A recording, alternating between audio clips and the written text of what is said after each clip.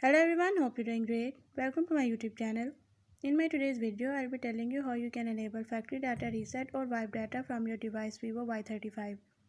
So if you want to wipe data from your device, you can do it by following the few steps which I'll be telling you in my today's video. But before we start the video, if you're new to my channel, don't forget to subscribe or press the bell icon so you won't miss any of my updates. Now watch this complete video and you will learn how you can enable factory data reset or wipe data from your device.